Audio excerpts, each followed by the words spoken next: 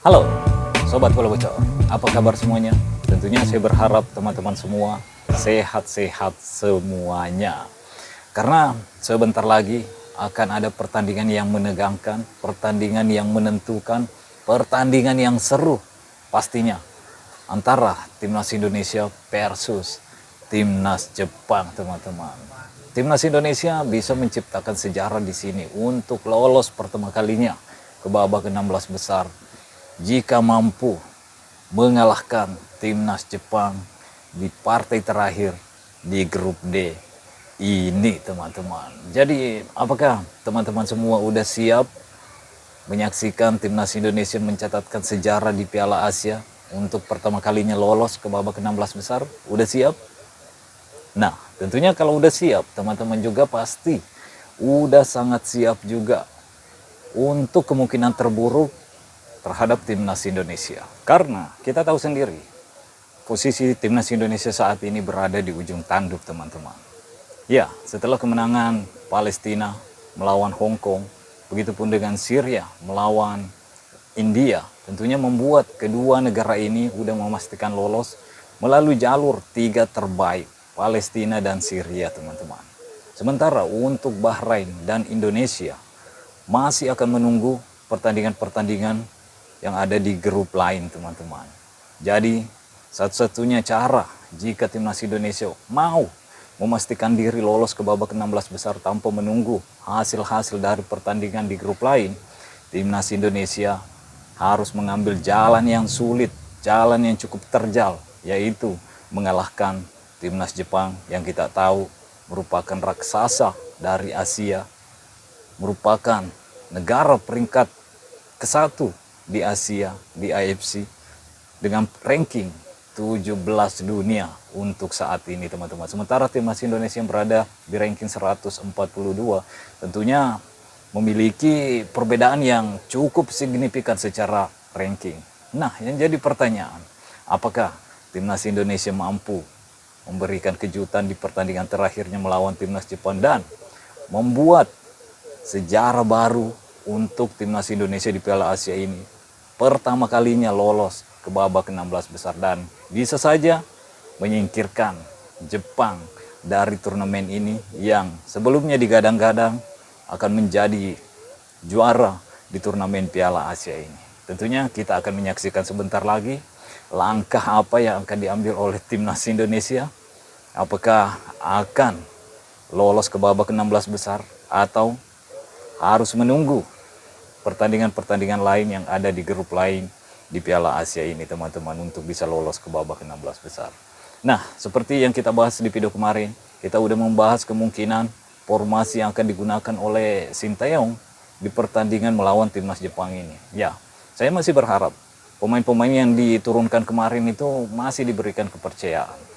Tapi tentunya seperti yang kita bilang di video sebelumnya bahwa ini adalah hak penuh dari Sinteyong sebagai pelatih kepala Timnas Indonesia. Jadi teman-teman bersabar, bersiap untuk menyaksikan pertandingan yang cukup menegangkan ini nantinya, khususnya buat supporter Timnas Indonesia, karena tidak akan mudah, teman-teman.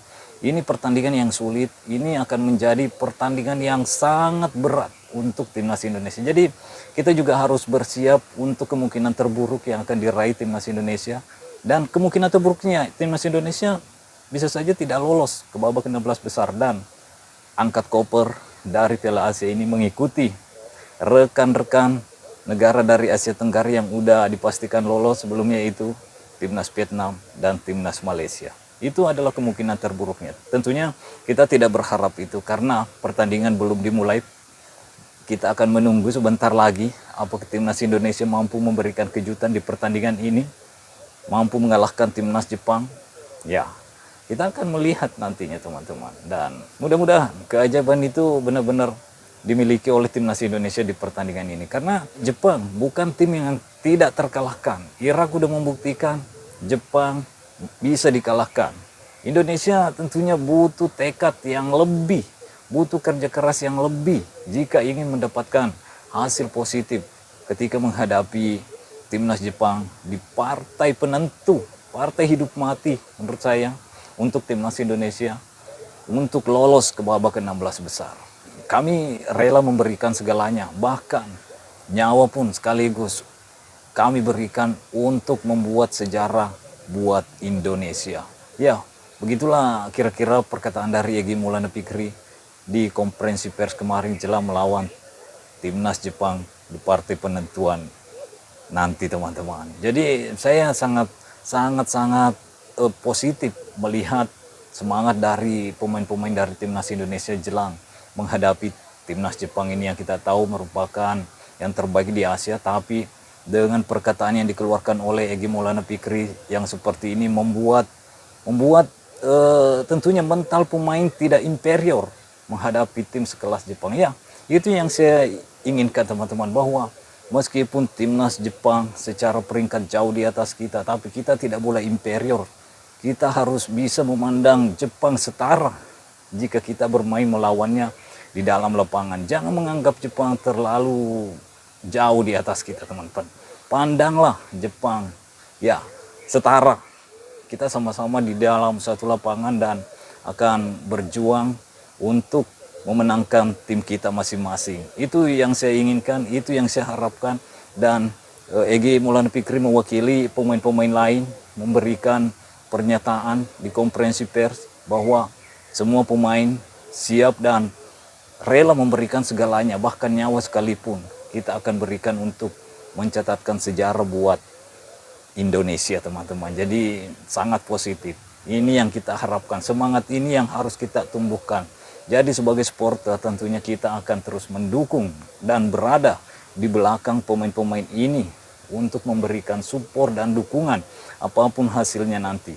Mau menang, mau seri, mau kalah, pokoknya pemain ini udah memberikan yang terbaik, udah membuktikan bahwa dia memberikan segalanya untuk timnas Indonesia supaya bisa mencatatkan sejarah di Piala Asia, lolos ke babak 16 besar. Kita harus terus mendukung, teman-teman, dan semoga di akhir pertandingan nanti timnas Indonesia mendapatkan kabar baik dan bisa lolos ke babak 16 besar. Tentunya itu semua harapan kita di pertandingan ini. Jadi jangan pesimis dulu, tapi tetap realistis juga, teman-teman.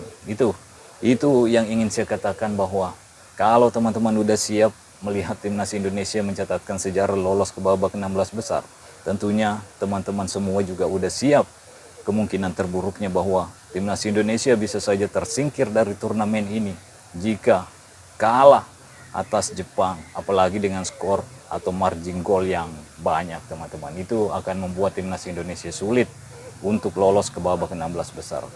Semoga tidak terjadi seperti itu, dan saya berharap keyakinan itu untuk lolos ke babak 16 besar benar-benar terwujud di akhir pertandingan.